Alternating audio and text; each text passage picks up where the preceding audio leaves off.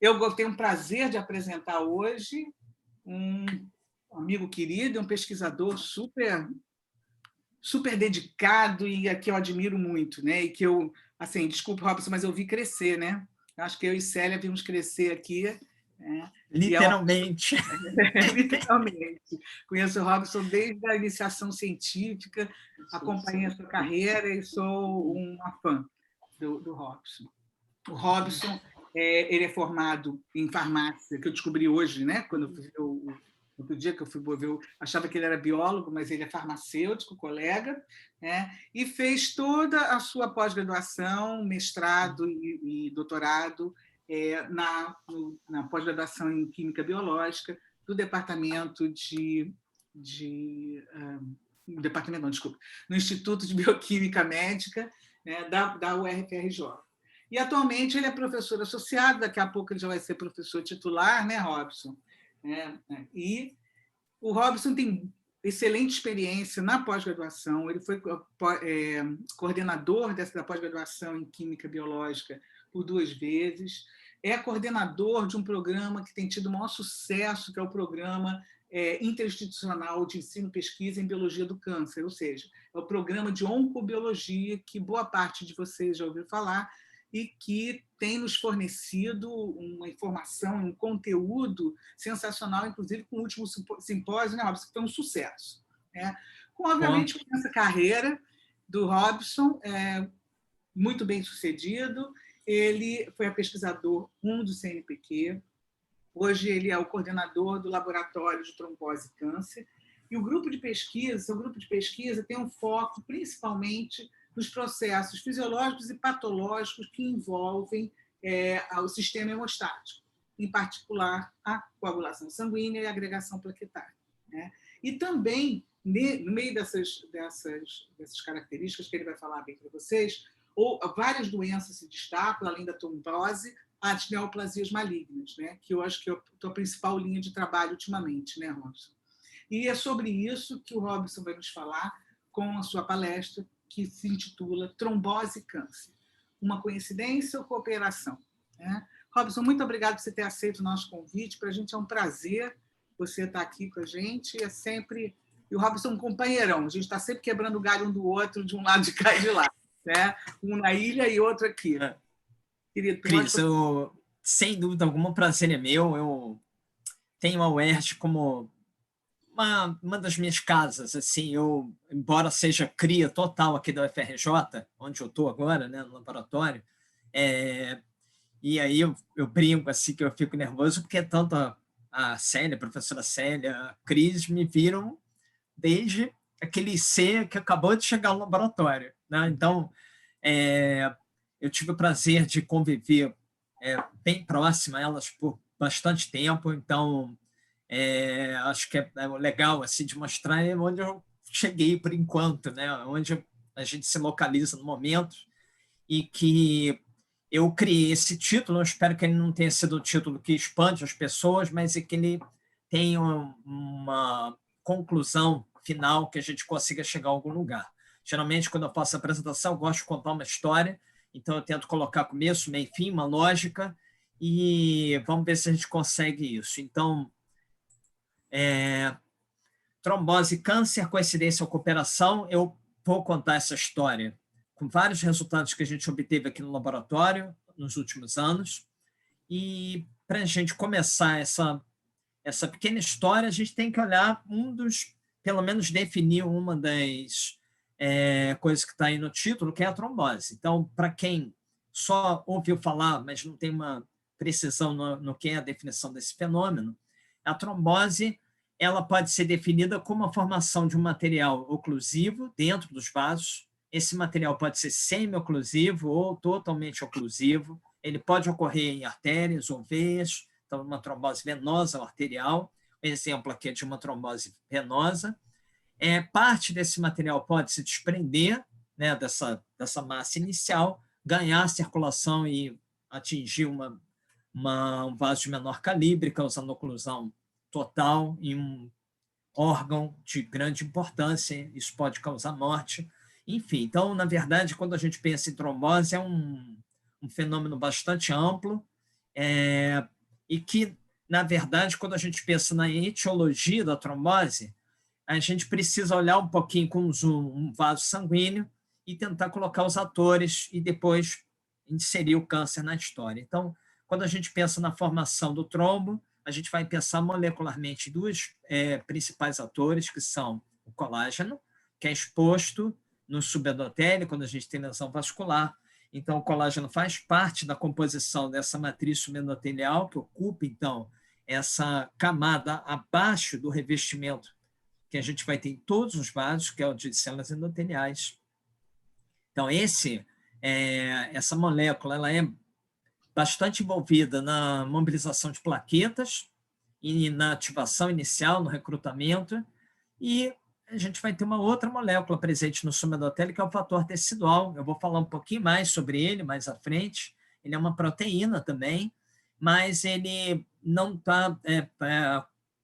não faz parte exatamente da matriz como proteína extracelular, mas sim como uma proteína de membrana, constitutivamente expresso por algumas células presentes também no subendotélio, e que tem um papel crucial para iniciar o processo de coagulação e levar à deposição de fibrina. Então, fibrina e plaquetas em conjunto formarão, então, boa parte desse material que é o trombo, que pode ter um papel crucial para a manutenção da integridade vascular, ou pode ter um papel crucial em fenômenos patológicos que terão grande importância médica.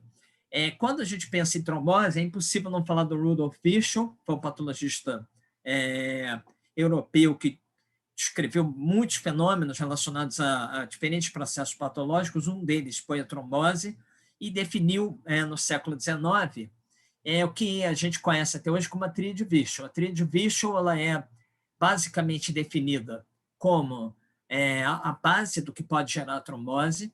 Então, na época, Virchow definiu 3 grandes causas principais da trombose, que seriam relacionadas à parede dos vasos, ao fluxo sanguíneo e às propriedades do sangue. Então, assim, dessa forma mesmo, bem genérico, mas que incrivelmente hoje serve precisamente para a gente definir a etiologia da trombose, desde que a gente consiga agora definir molecularmente o que significa alterações na parede do vaso, no fluxo sanguíneo ou das propriedades do sangue. Então, por exemplo, quando eu olho para a trombose arterial, a parede do vaso é, sem dúvida alguma, causa principal, em decorrência da aterosclerose e da formação do processo inflamatório decorrente desse fenômeno. Quando eu penso em fluxo sanguíneo ou propriedade do sangue, eu já caminho um pouco mais para a trombose venosa. Então, a estase seria a principal causa de alterações do fluxo, e hipóxia e processo inflamatório no vaso venoso, ou alterações do sangue. E aí a gente vai incluir várias, que a gente pode incluir desde os defeitos genéticos em vias que regulam a coagulação sanguínea, e que são, sem dúvida alguma, os agentes etiológicos mais bem definidos, ou outros que não são tão bem definidos, ou que têm muitas causas associadas, como, por exemplo, no caso do câncer, em que não é simplesmente o câncer, mas o que o câncer causa no sangue para alterar seus componentes e levar, então, a esse estado protrombótico. Então, basicamente, é isso que a gente tem se debruçado aí nos últimos anos no laboratório. Essa correlação do câncer com a trombose, ela foi definida também no século XIX, mas por outro indivíduo, que foi o Armand Trousseau. Então, o Armand Trousseau mais ou menos nessa época, assim, depois de meados do século XIX, ele descreveu de uma forma científica que alguns pacientes com câncer, ou vamos dizer assim, uma boa quantidade de pacientes que ele diagnosticava câncer, eles apresentavam, antes desse diagnóstico, um quadro protrombótico. Então, por exemplo, trombose venosa.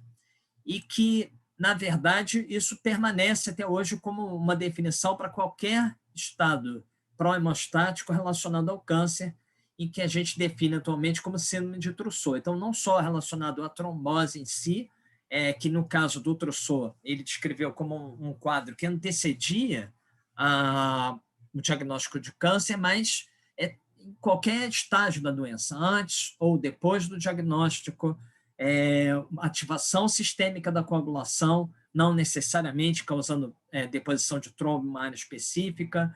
Enfim, tudo isso está englobado dentro do que hoje a gente chama de síndrome de Trousseau. Qual é a relevância clínica disso? A relevância clínica é que, na verdade, a gente sabe algumas coisas que conectam a trombose ao câncer. Uma delas é que é uma importante causa de morte, como eu vou mostrar em seguida.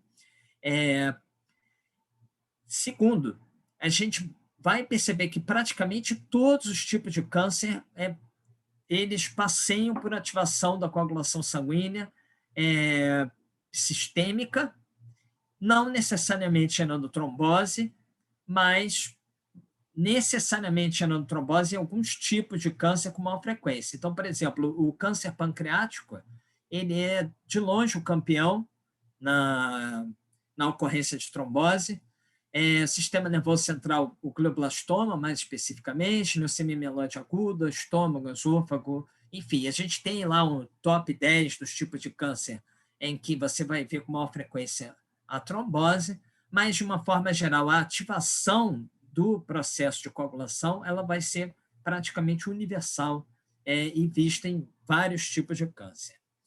Quando a gente fala na relevância clínica, essa figura é interessante porque ela mostra aqui onde que a gente insere a trombose, seja ela venosa ou arterial, né? E aí aqui a gente tem tudo, né? O tromboembolismo, a trombose arterial venosa, como no somatório a segunda causa principal de morte em pacientes com câncer. Claro que a primeira é a própria progressão do tumor e a metástase, sem dúvida alguma, principal, mas no segundo posto, a trombose ocupa um papel bem relevante. E, na verdade, quando a gente pensa na trombose e câncer, uma pergunta frequente é, que tipo de câncer? Então, existe, como eu falei anteriormente, um ranqueamento em que a gente vai ver tipos de câncer em que a frequência é muito alta, por exemplo, câncer de pâncreas, pulmão, fígado, sistema nervoso central mais relacionado ao glioblastoma, outros tipos de câncer em que a frequência será baixa, mas eu vou mostrar para vocês um exemplo que a gente tem usado no laboratório, em que a gente trabalha com um tipo de câncer com frequência baixa, mas que é um tipo de câncer com alta prevalência. Então, na verdade, a questão de qual é o mais incidente depende de que população nós nos referimos. Então, no fim das contas, além disso, veremos que não é só uma questão de você ter um evento trombótico, mas de como o evento trombótico conversa com a progressão do tumor. Então, essa é uma figura clássica que eu gosto de apresentar, que é um paper publicado no New England Journal of Medicine, no ano 2000, em que o autor principal, né, Soros, ele fez uma comparação entre uma enorme população que apresentava câncer sem diagnóstico de tromboembolismo venoso, quer dizer, uma das manifestações trombóticas possíveis, versus uma população com diagnóstico de câncer e diagnóstico praticamente concomitante de tromboembolismo venoso, indicado aqui em vermelho, em azul.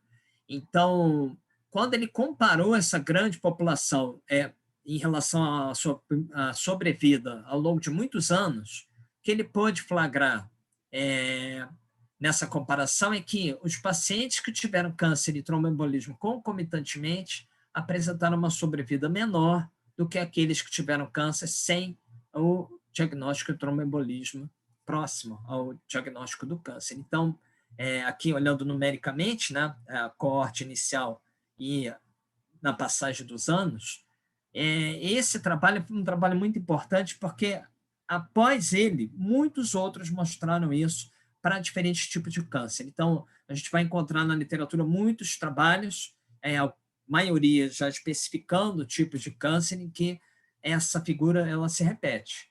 Trombose e manifestação trombótica é significado de uma doença com curso mais agressivo. Muito bem. Bem, se a gente pensar que a trombose que se manifesta no paciente com câncer é associada a uma doença mais agressiva, obviamente que os pesquisadores se debruçaram para tentar entender bem, então, quem são os pacientes com câncer que teriam maior propensão à trombose. E aí, é claro que eu já falei um dos fatores, que é o tipo de câncer, mas é só isso? É só o tipo de câncer? E a resposta é não. Quem se debruçou para estudar isso acabou chegando a uma, vamos dizer, uma conta mais ou menos grosseira, mas que é bem aceita na literatura, de que mais ou menos 1 em cada 5 pacientes com câncer vão desenvolver algum tipo de manifestação trombótica. Eu estou falando todos os tipos de câncer. Então, cerca de 20% dos pacientes com câncer desenvolverão evento trombótico. Quem são esses indivíduos? Quem são esses 20%? E aí vários grupos se debruçaram sobre isso, mas um talvez seja mais importante, do Corona, que é um pesquisador que é baseado no Reino Unido, ele tentou montar um score que possibilitasse você chegar o mais próximo possível da identificação desses indivíduos. Esse score ele foi baseado em basicamente 4 grandes alças, que seriam, fatores relacionados ao paciente, então você teria a idade como um fator importante, gênero, comorbidades, obesidade, histórico, pregresso de trombose, que aí você incluiria, por exemplo, trombose associada a deficiências genéticas, fatores associados ao tipo de câncer, e, na verdade, não só o tipo de câncer, como ao câncer em si, seria o sítio primário, o estágio da doença, o padrão histológico, que define um subtipo de câncer dentro de um determinado tecido, e o tempo após o diagnóstico inicial. Interessantemente, a trombose se manifesta com uma frequência numa janela de tempo mais próxima do diagnóstico inicial. Então, seriam fatores inerentes ao câncer. Fatores inerentes ao tratamento, então a quimioterapia, agentes antiangiogênicos, terapia hormonal, quer dizer, a radioterapia, cirurgia, todos eles, de alguma forma, influenciam essa maior ocorrência de trombose. Obviamente não pelo mesmo mecanismo, mas, de uma forma geral, o próprio trauma já é um fator importante para a trombose, independente do câncer, mas alguns dos agentes usados como adjuvantes ou como agentes, de fato, na terapia antitumoral, são bastante importantes para aumentar essa propensão à trombose. E, por último, biomarcadores. Biomarcadores desde os mais, eu chamaria de os mais simples, porque são biomarcadores de extrema simplicidade, como, por exemplo, contagem de plaquetas ou leucócitos, até, obviamente, alguns marcadores que não são biomarcadores amplamente utilizados, mas têm um valor importante em centros que podem fazer a dosagem. Por exemplo, a P-selectina, ou fragmentos da protrombina. Hoje, a gente já vê o D-dímero, por exemplo, foi amplamente utilizado para se monitorar o COVID. Então, já não é um biomarcador tão fora da realidade. Não é, obviamente, praticado em todos os centros, mas é um biomarcador factível. Então, quer dizer, que biomarcadores poderiam auxiliar? Então, reunindo todos esses componentes do score, foi possível, né? O Corona mostrou isso ao longo principalmente no final dos anos 2010, como início, né, 2009, para ele começou a publicar esses scores e foram validados, mas a gente ficou interessado no score porque, basicamente, nos biomarcadores é onde a gente podia achar um nicho para trabalhar com essa conversa entre câncer e trombose. E na conversa dos biomarcadores, a gente se interessou pelo fator tecidual, que eu diria que no início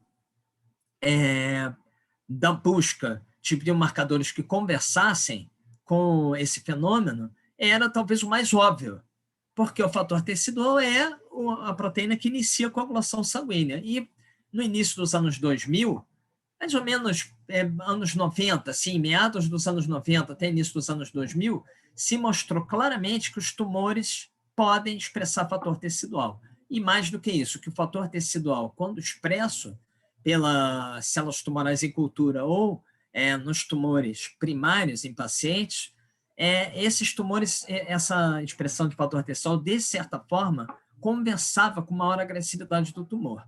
Então, ele se tornou um candidato mais ou menos óbvio, mas ficava uma pergunta, que era, se eu estou falando de uma proteína, que ela é uma proteína integral de membrana, como é que ela pode conversar com o ambiente intravascular se eu estou falando de fator tecidual associado ao tumor, que é basicamente um ambiente extravascular.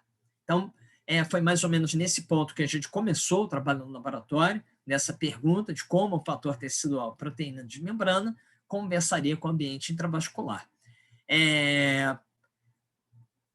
A resposta que se teve inicialmente, né, lá algumas décadas atrás, foi de que, eventualmente, as células poderiam secretar um componente contendo a membrana e proteínas de membrana e também conteúdo intravesicular e a própria membrana.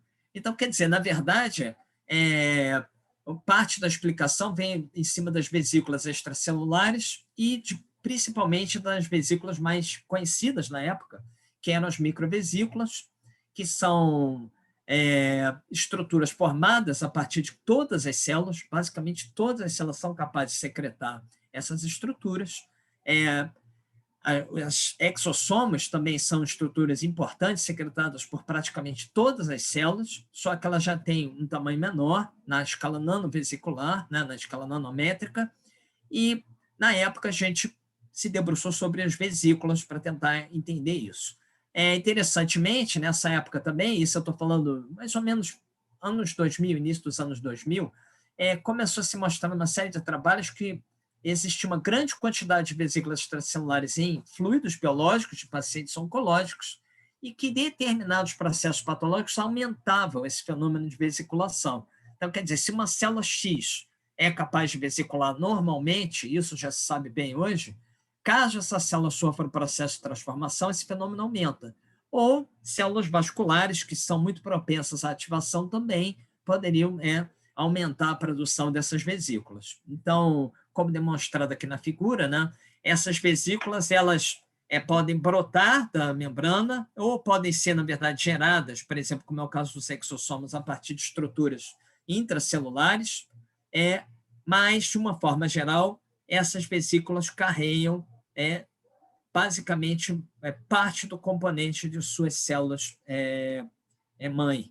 Então, a gente trabalhou na época com um modelo de melanoma, a gente usou uma linhagem humana, uma linhagem murina chamada melaná, que é uma linhagem melanocítica e não é tumoral, e utilizamos como par para o trabalho uma linhagem chamada TM1, uma linhagem de melanoma murino, gerada a partir dessa linhagem não tumoral. É um trabalho que foi feito pelo pessoal da USP, tinha o Roger Chamas no meio, e na época ele fez parte desse trabalho, nos cedeu as linhagens. É um trabalho que veio de uma pessoa que trabalhava no INCA, na época, Luiz Lima, trabalhava com Marcelo Baciski, e a gente começou a brincar um pouco com essas linhagens. Pudemos mostrar que a expressão de fator tecidual entre elas era diferente. A linhagem tumoral, embora derivada da linhagem não tumoral, apresentava níveis superiores dessa proteína fator tecidual. A gente trabalhou com as vesículas secretadas por essas células, isolando as vesículas por centrifugação, nem era ultracentrifugação, na verdade, porque a gente trabalhava com vesículas maiores, numa escala micrométrica, que podia ser analisada por citometria de fluxo, na época. Hoje já se consegue trabalhar no citômetro com a escala nanométrica. Essas vesículas, quando inoculadas em modelo animal, quando a gente associava um modelo de trombose, que foi usado nesse trabalho, um modelo de trombose arterial, que combinava a inoculação de um corante chamado rosa de bengala, que quando fotoexcitado, esse corante gera radicais livres dentro do vaso e lesa o endotélio e causa a formação de um trombo. Então, a inoculação do corante pela cauda do animal e a posterior incidência de um laser verde na artéria carótida faz com que haja a formação de um trombo. Nesse caso aqui, a gente detectava o trombo em cerca de 60 minutos, e quando a gente co-inoculava o corante e as vesículas isoladas das células em cultura, a gente viu uma aceleração da trombose caso essas vesículas fossem originadas da célula tumoral, coisa que as vesículas da célula não tumoral, do melanócito, não eram capazes de acelerar. A gente mostrou também que o fator tecidual era muito importante, porque quando a gente bloqueava o fator tecidual, a gente impedia essa potencialização da trombose, e a gente viu também que essas vesículas, se fossem vesículas derivadas de células GFP positivas, a gente flagrava o acúmulo dessas vesículas na área de lesão. Então, está aqui, a área lesada, que tem a formação do trombo, apresentava a deposição e acúmulo dessas vesículas. Quando a gente inoculou essas células no modelo animal, o background dessa célula era o Camundonglex 6, a gente via, por quantificação das vesículas no plasma, um aumento bastante significativo, somente nos animais que apresentavam tumores. Então, a inoculação da Melaná não causa a formação de tumores, ela não é tumoral. Os controles, obviamente, não tinham nada, a gente só usava o plasma para quantificar vesículas que naturalmente ocorrem na circulação de qualquer modelo animal ou em humanos, mas a gente viu um aumento de cerca de 10 vezes nos animais que tinham um tumor implantado, mais ou menos 2 semanas e meia antes da retirada do plasma e do isolamento das vesículas. Então, a gente mostrou que essas vesículas tinham marcação para um antígeno de melanoma e marcação para o fator tecidual. Então, na verdade, o que a gente pôde ver é que, basicamente, esse incremento na quantidade de vesículas no modelo animal que tinha o tumor enxertado era devido à presença de vesículas positivas para o antígeno de melanoma e fator tecidual. Então, o que a gente tentou compor na história, na época, com as ferramentas que a gente tinha, é que o modelo animal, célula agressiva, melanoma metastático, esse melanoma inoculado como um tumor primário, causava secreção de vesículas que eram encontradas no plasma, e essas vesículas do plasma continham o fator tecidual, que teoricamente estaria associado à potencialização da trombose, quando, eventualmente, a gente oferecia um estímulo protrombótico. Então, na verdade, de certa forma, isso explica também por que o melanoma não é um tumor super protrombótico. Ele pode ser protrombótico, mas provavelmente ele precisa combinar um estímulo trombótico e fatores derivados do tumor. A gente trabalhou um pouquinho também com o fator tecidual em outros aspectos. O fator tecidual ele é capaz de auxiliar a clivagem de receptores de membrana, chamados receptores ativados por protease, ou PAR. Então, o PAR ele foi inserido na biologia tumoral também, mais ou menos década de 90 e começo dos anos 2000, muitos trabalhos que mostraram, então, que esses receptores poderiam ser clivados por proteases da coagulação, como o fator 7A, ou o fator 10A, ou a própria trombina, e gerar sinalização intracelular que causava algum tipo de fenômeno protumoral. Proliferação, invasão, migração, angiogênese. Isso aí tem uma série de trabalhos que colecionaram isso. A gente se aproveitou da possibilidade de ter um inibidor bastante potente do fator tecidual para mostrar que isso poderia ser explorado do ponto de vista clínico, se a gente tivesse as ferramentas corretas. Então, a inoculação do melanoma com essa molécula inibidora do fator tecidual, chamada Ixolaris, que é um inibidor que foi caracterizado na glândula salivar de um carrapato, causava praticamente, abolia praticamente toda a formação de nódulos tumorais metastáticos nesse modelo de inoculação das células por via intravenosa. Então, a inoculação intravenosa desse melanoma B16F10, ele gera nódulos bastante evidentes no pulmão dos animais, cerca de 3... Bom, aí depende, né? Quantas células você inoculou, quanto tempo você esperou. Nesse caso aqui, a gente usou 3 semanas e, macroscopicamente, você consegue ver claramente que a formação das metástases e o declínio enorme quando a gente usava Ixolaris, assim, anti-fator tecidual, co-inoculado com as células tumorais. Essa molécula, interessantemente, também preveniu o crescimento primário dos tumores quando a gente usou um modelo de glioblastoma, que foi o 87mg, é uma célula maneagem humana, que, quando inoculada no animal imunodeficiente, ela gera tumores primários que evoluem rapidamente, né? Claro que isso também depende do número de células inoculadas, mas nesse caso aqui a gente conseguiu tumores bastante apreciáveis em cerca de 3 semanas. O tratamento desses animais com doses crescentes desse antifator tecidual foi capaz de prevenir a progressão tumoral primária, ou seja, o crescimento primário, agora não estou falando de metástase, quando a gente fez um tratamento numa janela específica, que era por cerca de 2 semanas.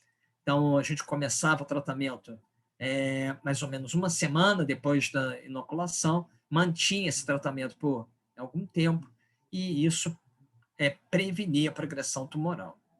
A gente propôs, na época, que parte do efeito dessa molécula inibidora, né, do Ixolaris, era em decorrência da inibição do fator tecidual e, na verdade, não só do fator tecidual, como da enzima que cliva o PAR2 e promove efeitos protumorais. Então, a gente propôs como efeito antitumoral o bloqueio da sinalização de PAR2 pelo Ixolaris e, consequentemente, de fatores protumorais associados. Por exemplo, nesse trabalho, a gente mostrou que inibia a angiogênese. Então, a angiogênese era fortemente inibida. No final aqui do tratamento, a gente via uma densidade vascular bem inferior nos tumores tratados do que nos tumores não tratados. Bom, mais recentemente, só para mostrar um pouco como é que a gente caminhou nesse trabalho, nessa linha no laboratório, a gente migrou para outro tipo de tumor, que foi o tumor ginecológico, e assim, o laboratório nunca foi muito preocupado em estressar um tipo de câncer. Eu mostrei para vocês melanoma, glioblastoma, agora a gente já vai para o câncer ginecológico. Então, quer dizer, a gente, na verdade, passeia por onde o fenômeno de conversa entre o sistema hemostático e a progressão tumoral estiverem presentes. E o modelo que caía lá como modelo interessante para fazer isso. Então, para esse trabalho, a gente usou 2 linhagens, uma linhagem que é negativa para a infecção pelo HPV, e ela, na verdade, acaba sendo uma linhagem considerada como pouco agressiva, comparada com uma linhagem agressiva que possui no seu genoma a incorporação do HPV-16 e é considerada, então, uma linhagem mais agressiva. O que a gente mostrou é que essa linhagem, além de ter uma diferença na resistência, por exemplo, à cisplatina, ela apresenta também níveis diferentes de fator tecidual. Então, a linhagem pouco agressiva, praticamente não detectamos fator tecidual quando avaliamos isso por PCR, e a linhagem mais agressiva, vamos chamar assim, a Casque, apresentando níveis bem apreciáveis dessa proteína. Isso também comprovado por esse blot, e em parceria com, vamos dizer assim, com esse fator tecidual, um importante receptor que é o EGFR, um receptor implicado em uma série de fenômenos protumorais,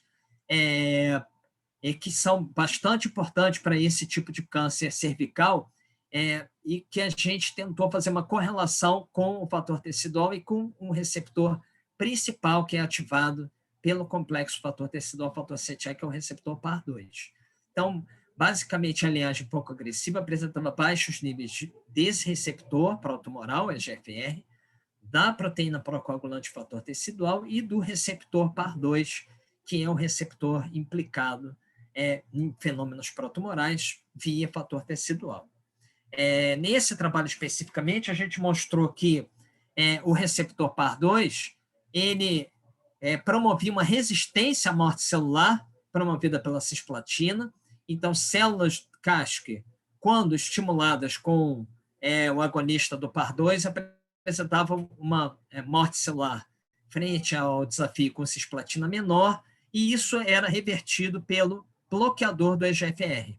Então, quer dizer, na verdade, essa figura aqui, essa parte, eu diria que a principal mensagem dela é que o tratamento com cetuximab, embora seja fortemente inibido quando a gente previamente tratava a célula com um ativador de PAR2, isso era praticamente abolido quando o EGFR não mais era capaz de sinalizar nessas células. Então, de certa forma, o que a gente propôs nesse trabalho é que havia uma conversa entre um receptor classicamente implicado na progressão tumoral e um receptor mais associado às proteases da coagulação sanguínea.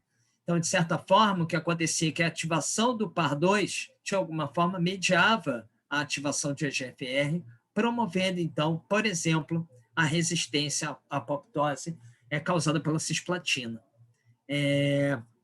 A gente, nesse trabalho, e a partir de então a gente tem feito isso sistematicamente com vários trabalhos de laboratório, a gente se interessou também em analisar banco de dados públicos, que tivessem dados de pacientes com câncer.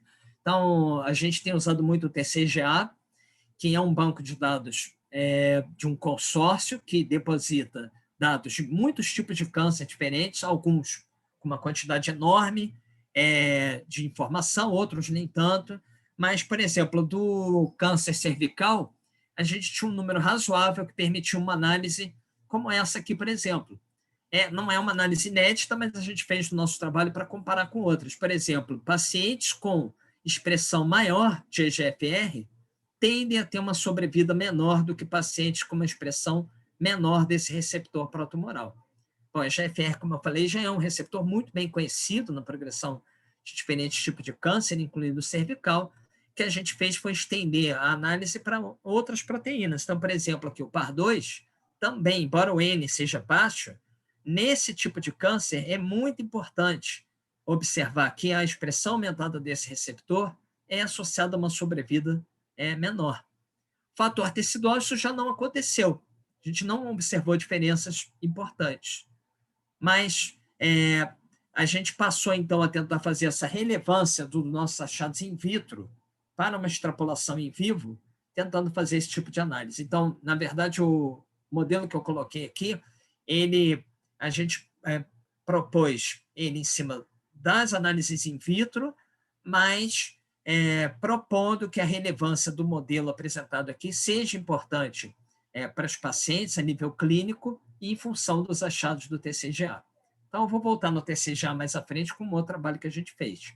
Então, voltando aí para a questão da conversa, trombose e progressão tumoral, a gente voltou lá no score do Corana e acabou, eu diria que, eu nem sei dizer se foi por acaso, como é que foi, mas assim, as coisas acabaram encaminhando para a gente se debruçar sobre a contagem de leucócitos. Então, quer dizer, já existia uma informação de que pacientes com câncer, com uma contagem de leucócitos acima de um determinado valor, por exemplo, aqui ele está mostrando 11 mil células por milímetro cúbico, isso seria importante para marcar lá um xizinho lá no score do indivíduo. Muito bem. Bom, por quê? Hoje em dia, isso já está um pouco mais claro, né? Essa revisão aqui do Trends Immunology é de 2018. A gente já sabe hoje que trombose, e aí a gente pode englobar tanto a venosa quanto a arterial, ela não é só uma conversa da fibrina com a plaqueta.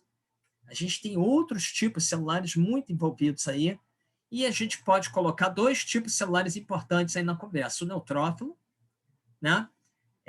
E o monócito. O monócito como uma célula capaz de fornecer fator tecidual, quando devidamente estimulada, e o neutrófilo como uma célula capaz de fornecer uma plataforma importante para a formação de eventos pró-hemostáticos, que é a rede extracelular de neutrófilo, as redes extracelulares de neutrófilos, as NETs.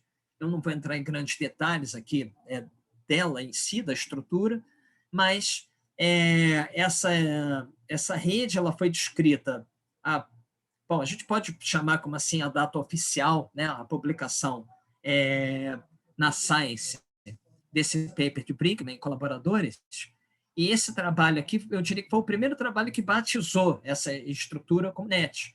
Então, a NET, na época, foi definida como uma rede de DNA, uma rede que é instruída pelo neutrófilo ativado e que carrega várias proteínas, principalmente proteínas dos grânulos, durante esse fenômeno de desempacotamento da cromatina e da formação desse pré-NET, e que depois ela instrui esse material formando, então, uma rede que é capaz de prender, por exemplo, micro-organismos e matar esses micro-organismos. Pouco tempo depois, a revisão aqui de 2012, mas assim, eu diria que mais ou menos 4 ou 5 anos depois, já se havia informação suficiente para mostrar que as NETs também eram capazes de promover fenômenos promostáticos. Então, um desses trabalhos mostrou, por exemplo, que as plaquetas eram capazes de aderir e serem ativadas pelas NETs. E hoje a gente sabe bem que, na verdade, as NETs elas têm um papel importante na geração de trombos durante a formação, principalmente um trombo, trombo, de fato, na característica patológica da formação desse material. Então, a gente acabou esbarrando com a possibilidade de conjugar, de novo, um modelo pareado de células tumorais e tentar mexer agora com a trombose e câncer em outro aspecto. Então, isso aqui já é um trabalho um pouco mais recente do laboratório. A gente começou a trabalhar com um par de linhagens, cujo background agora era os camundongos BALB-C, animais imunocompetentes. A linhagem 67NR é uma linhagem que, quando inoculada na glândula mamária, ela produz tumores palpáveis e apreciáveis em até 3 semanas. Volto a dizer, isso depende do número de células inoculadas. Então, o número de células que a gente inoculou aqui indicado é suficiente para isso. E quando a gente compara com uma outra linhagem, na verdade, elas são cisgênicas, elas derivam, né, do mesmo modelo animal. Essa linhagem 4T1 ela também forma esses tumores palpáveis em até 3 semanas, porém, essa linhagem forma um monte de metástases. Por exemplo, aqui a gente contou no pulmão, mas já existem trabalhos que mostram muito bem que essa linhagem inoculada na glândula mamária, ela se dissemina para praticamente todo o bicho, vários locais. O pulmão é só um deles, uma metástase espontânea que pode ser detectada aqui. Então, quer dizer, em outras palavras, a gente passou a trabalhar com uma linhagem que pode ser manipulada in vitro, pode ser manipulada em vivo, no BALB-C, que é um animal imunocompetente, e a gente tem, apesar de ter um crescimento primário mais ou menos similar, o padrão de agressividade dessas linhagens é muito diferente. Uma linhagem é altamente metastática, agressiva, e a outra linhagem é mais indolente, tem um crescimento que não se pode dizer que é lento, né, mas é um crescimento que não gera tantos problemas quanto a linhagem metastática.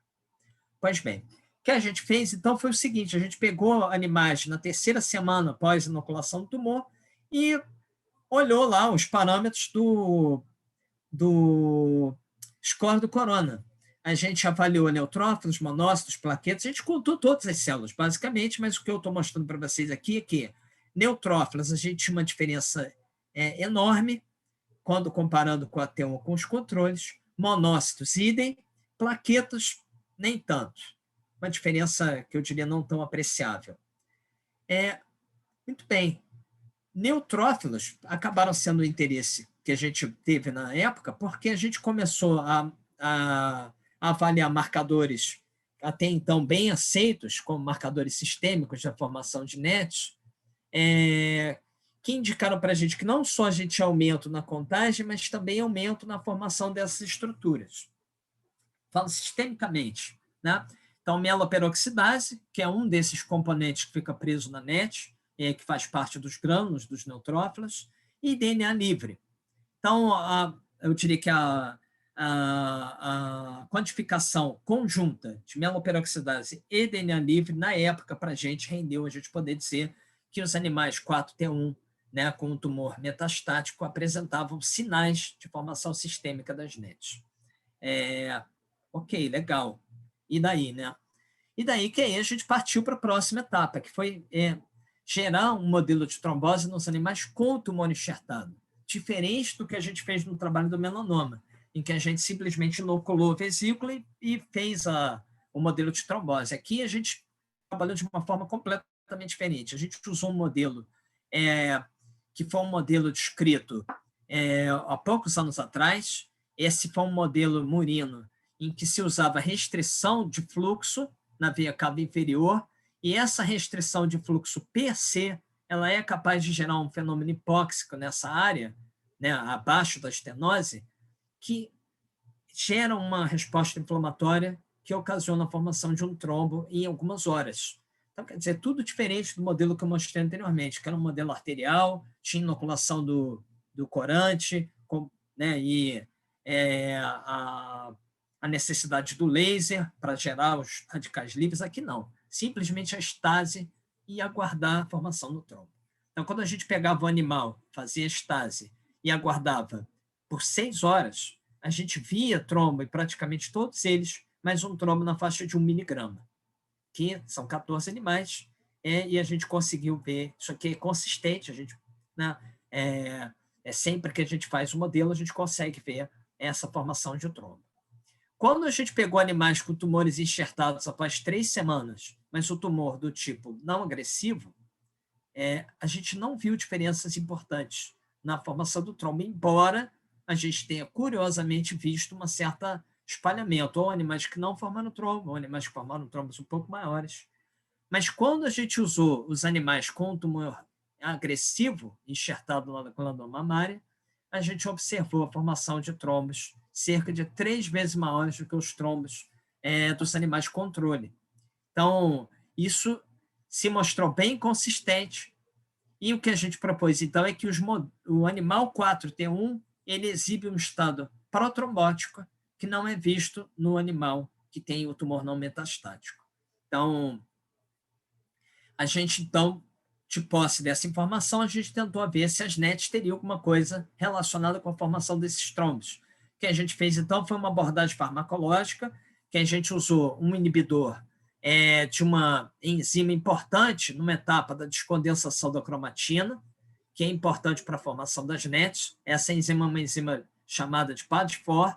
Então, existe um inibidor comercial, embora não seja de uso clínico, ele é muito tóxico, mas a gente conseguiu utilizar nos ensaios e comparou com uma outra molécula, um outro fármaco, que esse sim é usado com outra finalidade na clínica, que é a DNase, que destrói as NETs. Simplesmente você destrói as NETs formadas.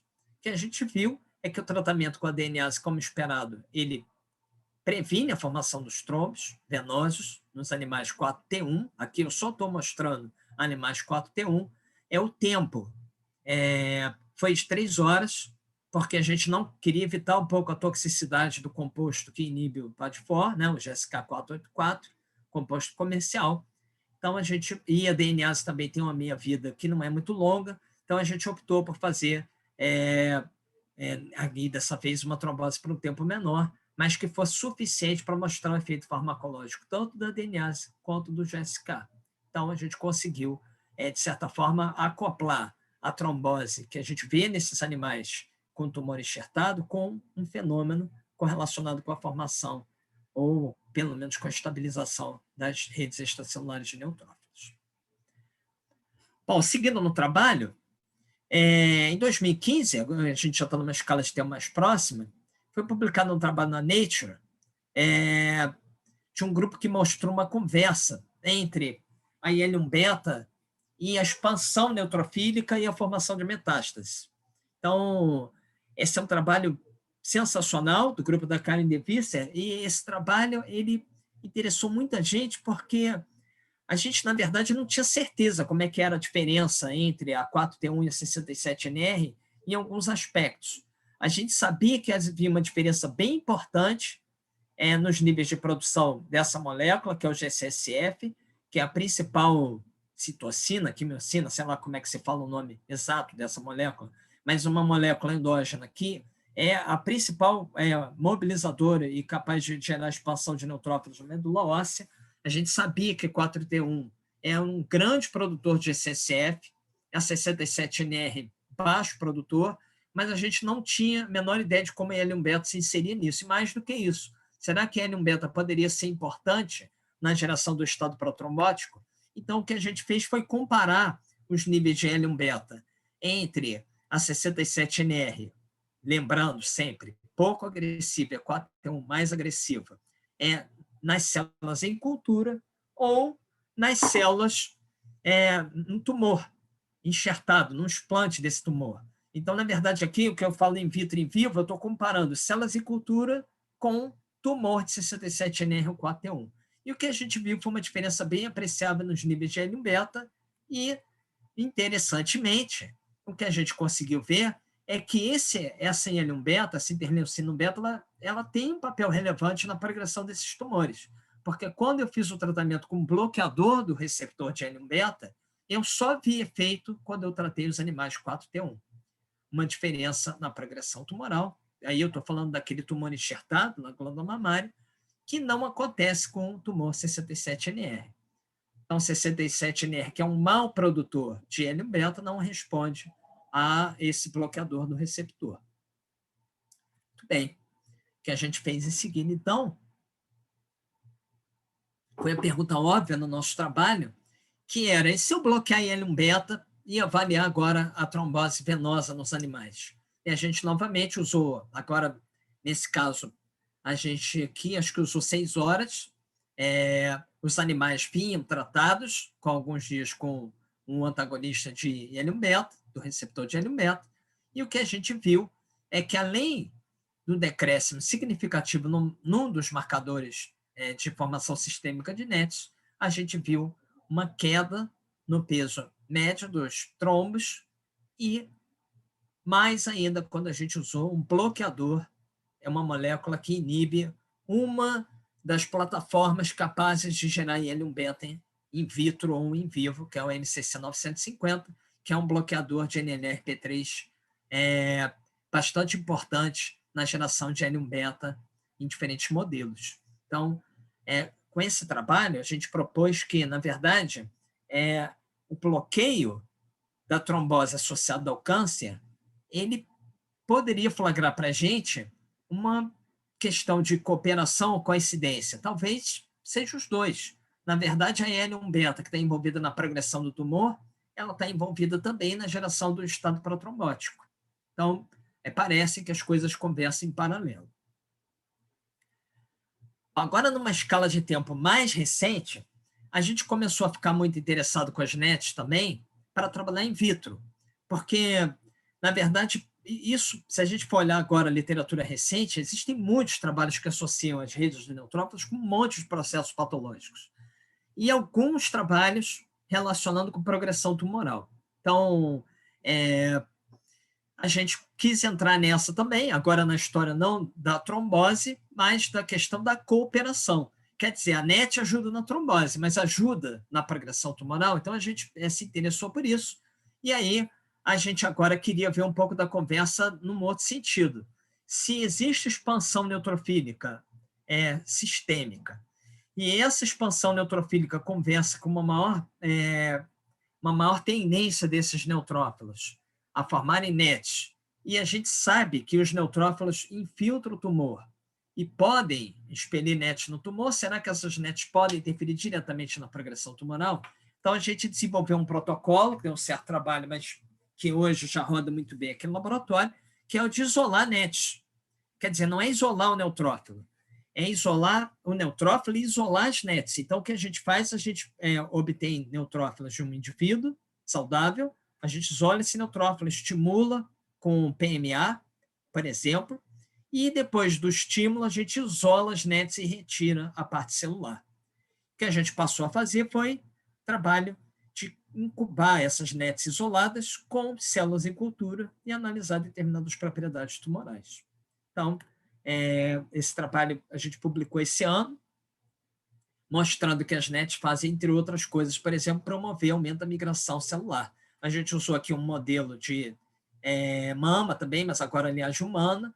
A MCF7 ela é classificada como uma linhagem pouco agressiva, lá dentro do painel molecular das linhagens, e que também se expande para os pacientes. A MCF7 está lá na ponta das linhagens menos agressivas, e quando a gente estimula com NET, a gente consegue ver um aumento significativo na migração in vitro, e isso foi associado também ao aumento na expressão gênica de um monte de fatores protumorais, como, por exemplo, interleucina beta, interleucina 6, L8, CXCR1, um dos receptores de L8, MMP2, MMP9.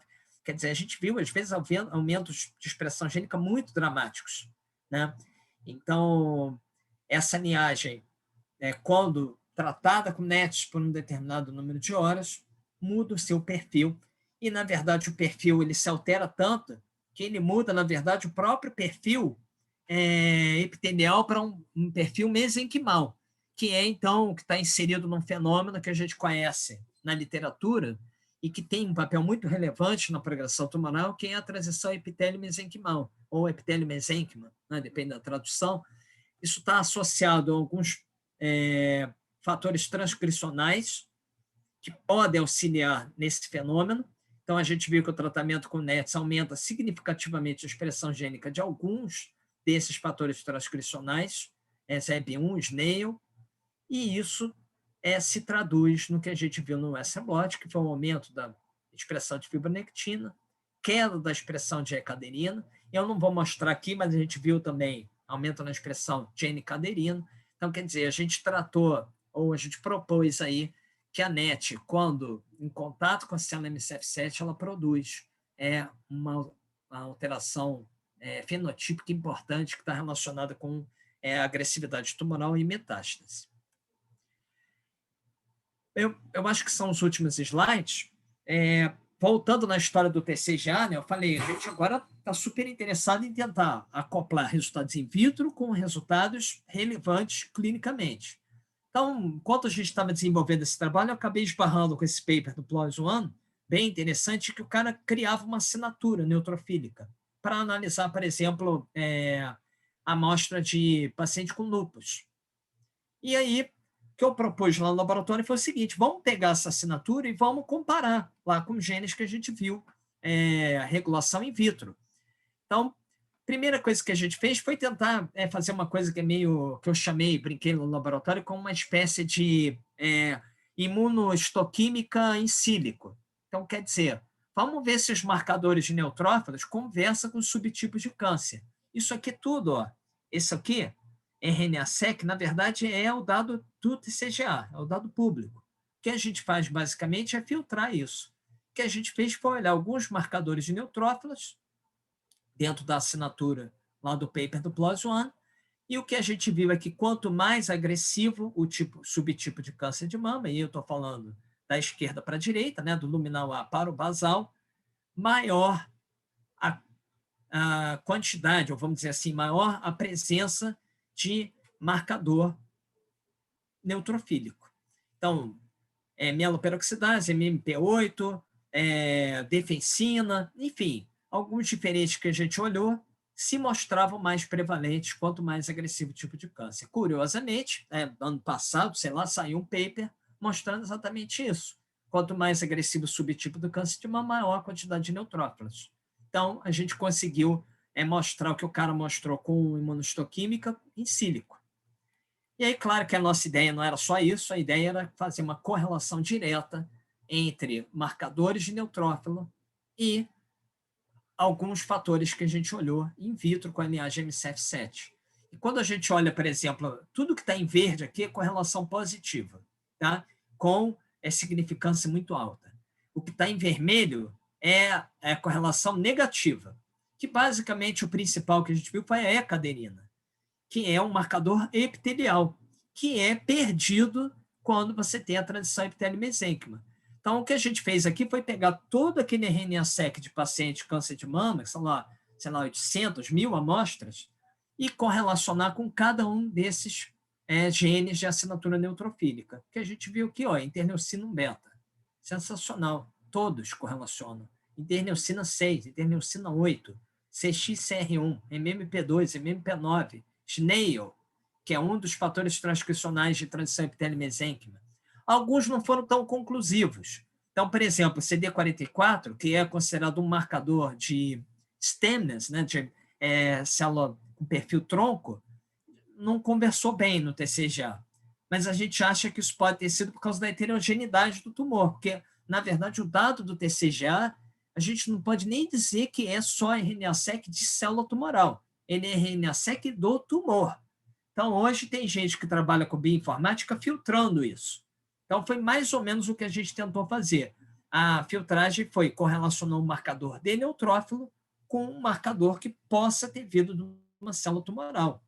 Bom, a gente não tem exatamente como definir isso, porque o RNA-seq é a mistura do tumor, mas, de uma forma geral, o que a gente conclui é que conversou muito bem entre o que a gente viu in vitro e o que a gente viu com o dado da bioinformática. Então, que a gente tem trabalhado, mais ou menos propondo aí, e aí respondendo um pouco da questão da cooperação ou coincidência, é que, na verdade, muitos dos fatores que podem influenciar diretamente na maior propensão à trombose, como, por exemplo, as vesículas extracelulares, IL-1-beta, GCSF, NET, eles podem aumentar a propensão à trombose, podem ser alvos farmacológicos para a prevenção da trombose, mas eles também podem ter uma promoção direta da progressão tumoral, como a IL-1-beta, que a gente viu lá, o tratamento com a anaquira no tumor, que expressa mais IL-1-beta, tem efeito na inibição do tumor primário. Várias pessoas, no nosso caso, já mostraram que se você consegue, de alguma forma, interferir com a produção ou com algum componente específico importante de vesícula, você também pode mexer com a progressão tumoral. A expansão de neutrófilo. Agora tem saído um número maior de trabalhos mostrando que, dependendo, né, em que fase da progressão do tumor se encontra, o neutrófilo pode passar de uma célula que deveria combater o tumor para uma célula que promove a progressão tumoral. Em parte, o que a gente mostrou aqui no trabalho que a gente fez no laboratório propõe que parte dessa promoção tumoral pode vir da formação dessas redes de neutrófilos. E a gente tem focado muitos esforços ultimamente para tentar entender outros aspectos de como as NETs poderiam auxiliar na progressão tumoral. Então, para finalizar minha apresentação, eu gostaria só de mostrar essas duas, vamos dizer assim, take-home messages, que seriam de que fatores que mediam a progressão tumoral e metástase podem também ter um papel importante no estabelecimento do estado protrombótico. E que alvos contra fatores protumorais podem também ser os mesmos alvos para se atacar a trombose associada ao câncer. Se a gente escolher determinados pontos, a gente pode acabar matando 2 coelhos de uma vez, que seria bom, né? Seria indesejável. E aí tem uma boa parte das pessoas que trabalharam com isso, né? Dos colaboradores, das agências de fomento e do pessoal do laboratório, que a gente, infelizmente, esse ano eu estou achando que a gente não vai conseguir reunir lá em casa, principalmente com o aumento do número de casos crescente aqui no Rio de Janeiro, e que eu vejo aqui na frente, do lado de onde eu paro, filas enormes de pessoas testando Covid, mas ainda assim a gente tem mantido bastante contatos, que não vêm, mas os que vêm têm trabalhado aqui, e essa galera que tem feito todo esse trabalho aí, as meninas todas aqui, infelizmente, já saíram, remanescentes. Isso aqui é uma foto de um congresso que a gente ganhou alguns dos prêmios que eu mostrei, que mostro aqui atrás, e a galera mais recente do laboratório. Alguns poucos já saíram, alguns não querem sair, né? Permanecem lá em casa. E é essa galera que eu agradeço, principalmente pelo trabalho que eu mostrei para vocês aqui hoje. Tá? Então, tem o nome da maioria deles aqui, se não todos, sempre acabo esquecendo alguém. Talvez não tenha os que ingressaram agora, últimos 2 meses, mas eu diria que todos que trabalharam aqui estão listados aí. Tá? Bem, basicamente era isso aí. Espero que eu não tenha falado muito rápido, nem passado atropelando algum detalhe. É muita informação, mas eu acho que assim, dá para ter uma noção geral assim, do que a gente tem brincado e se debruçado aqui no laboratório, com perspectivas assim, legais, interessantes. Eu estou animado assim, para 2021, o que a gente tem para fazer por aqui. Ô, Robson, muito obrigada. Nossa, eu não tinha acompanhado ainda essa tua história toda. Eu vejo tudo aos pedaços, né, que a gente se vê e acaba falando aos pedaços. Muito interessante, muito legal. E vamos lá, porque eu preparei, eu tenho várias perguntas, mas eu vou abrir para o público em geral. Quem tiver, você pode tirar os seus slides, que aí a gente, estou vendo aqui, Pronto. além da Célia, o professor Jorge. Professor, desculpa, eu não estava vendo ali, o meu quadrinho era bem diminuto, ali no cantinho. Cheguei atrasado, mas cheguei por causa das outras lives. Parabéns, Robson. Muito bonito o trabalho. Obrigado, professor. O laboratório é bastante florido, né? Aqui realmente é... Pois é, a turma, todos esses seminários aí da Cristina só dá mulher no laboratório. É impressionante. Aqui tem gato pingado. Tanto que quem está carregando nitrogênio agora sou eu e o técnico. A gente que vai lá carregar nitrogênio toda semana, a cada 2 semanas é a gente mesmo. A pergunta é, cabe todo mundo nesse cantinho teu aí? Você já expandiu o teu cantinho ou continua aqui? O cantinho já está um pouquinho melhor. Teve outro dia o pessoal que assim, para responder a pergunta, eu vou incluir uma coisa assim interessante que aconteceu recentemente. Eu adotei os 2 estudantes que eram estudantes do Franklin, com o Janek. E eles estavam trabalhando aqui em frente, na Vivian. E aí eu trouxe eles aqui ao laboratório, mostrei e falei assim, vocês sabem onde que é aqui o laboratório? Eles falaram, não é o corredor inteiro? Falei, não é o corredor inteiro, definitivamente, mas a gente conseguiu ter uma outra sala aqui que tem a sala dos alunos, tem uma outra que tem a sala de cultura. Quem sabe, mais à frente aqui, né, a gente não acaba pensando aqui no próprio laboratório da Vivian para poder mantê-lo aqui, né? Não tem sido uma tarefa das mais simples, mas a gente conseguiu aumentar. Em resumo da pergunta, sim, a gente já consegue até fazer o distanciamento, cada um fica aqui trabalhando num canto. Então... o nosso laboratório lá, com 20 pessoas, conseguimos trabalhar 4 por vez agora. Foi o que foi liberado pela vistoria. Agora, a Covid agora vai ajudar. Tem que diminuir na marra, pelo menos no dia a dia. Eu cheguei um pouco atrasado, Robson, mas estava numa outra compromisso. Mas eu fiquei com uma informação que queria tirar dúvida contigo, que esse animal 4T1, ele é propenso geneticamente à formação de trombos, certo? Estou certo? Pois é, ele não é propenso geneticamente, professor, ele se torna propenso por causa da presença do tumor. Então, na verdade... Não é geneticamente propenso, então. Não é geneticamente propenso, ele é o mesmo animal que recebe a outra linhagem 67NR. O que acontece é que o tumor que está inoculado na glândula mamária delas, né, porque são fêmeas, ele causa uma mudança sistêmica que conduz ao aumento da tendência à trombose. Então, quando a gente faz a estase, o trombo nelas, nessas camundongas, vamos chamar assim, é maior do que na outra que tem um tumor não metastático. Então, quer dizer, na verdade, quem conduziu a isso foi o tumor.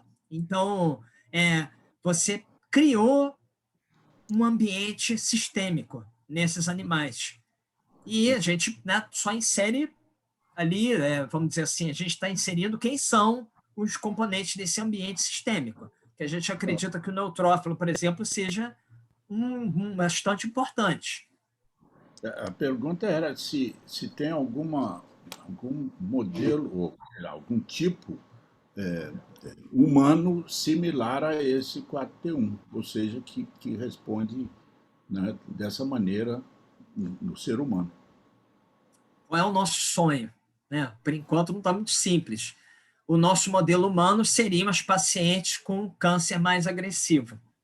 Então, quer dizer, quando a paciente com câncer de mama, ela faz a tipagem, né? E aí eu estou falando da tipagem relacionada principalmente aos receptores de estrogênio e aquela tipagem que coloca ela dentro do luminal A ou B ou triplo negativa / basal, né, que seriam os tumores mais agressivos, eu diria que se a gente conseguisse transpor isso para o modelo humano, o nosso animal 4T1 está nessa faixa, dessas pacientes que têm, eu acho que é em torno de 10 a 15%, né? 10 a 15% tem esse tumor mais agressivo, é um tumor que cursa com mais metástase, com menor sobrevida e provavelmente tem alguns trabalhos, mas não com essa tentativa de unir isso de fato, né? São mais epidemiológicos, mas trombose. Então, se a gente quisesse transpor isso para humanos, seriam essas pacientes, seriam que estão lá na ponta do mais agressivo. O 67NR está na outra ponta, está na ponta dos tumores de mama do tipo luminal A, que são as pacientes que têm o tratamento baseado em antagonistas de estrogênio e que teriam uma sobrevida maior, provavelmente metástase com muito menor ocorrência. Então, é por aí. A gente está tentando ver alguma coisa com INCA, mas assim, a pandemia foi um caos, porque imagina, até o tratamento dos pacientes está comprometido, que dirá o resto, né? Mas a gente tem planos de tentar extrapolar isso para fazer uma coisa mais translacional mesmo, né? Como paciente, modelo animal, linhagem, e a gente consiga mostrar isso. Muito bom. A Célia, parece que a Célia tem uma pergunta. Pois não? Tem. Você, que maravilha, uma coisa bonita a tua aula, muito bonita. Me lembro na época que você fazia iniciação científica com a gente, que se perguntava se plaqueta tinha alguma coisa a ver com a expansão de câncer, né? Levando partículas, células cancerosas para metástase. Olha quanto que evoluiu isso. Mas eu tenho duas perguntas. Primeiro, câncer de sangue, leucemia, o que acontece nessa circunstância? Então, no a leucemia da trombose e tudo mais. Tem alguns tipos de leucemia que são muito propensos à trombose. Então, a leucemia, a NM3 ou 2, um subtipo específico de leucemia que é muito protrombótica. Então, o que tem sido associado? Fator tecidual, presença de fator tecidual no sangue, e alguns trabalhos têm feito alguma correlação também com as redes de neutrófilos. Mas isso é bem incipiente, eu diria. Sim, eu diria que a presença do fator tecidual talvez tenha sido um dos primeiros trabalhos assim com um cunho mais molecular, né? Dessa coisa da trombose e câncer mais molecular, por ser uma célula tumoral que está presente no sangue, essa facilidade de mostrar diretamente essa conversa, coagulação e um componente do sangue protrombótico. Mas a informação principal é mais nessa linha. E quando... Me deu um branco agora, deve ser coisa de idade, como é que chama o câncer quando é linfócito B? Eu já me esqueci. É leucemia linfocítica. Você falou de monócitos, é a linfocítica, né? Não tem outro nome específico. Tá, então tudo bem. Essas já não são tão frequentes. Assim, não tem trabalhos assim sistemáticos mostrando grande ocorrência de trombose. Para ser sincero, Célia, o próprio câncer de mama, ele é considerado um desses que não ocorre muita trombose.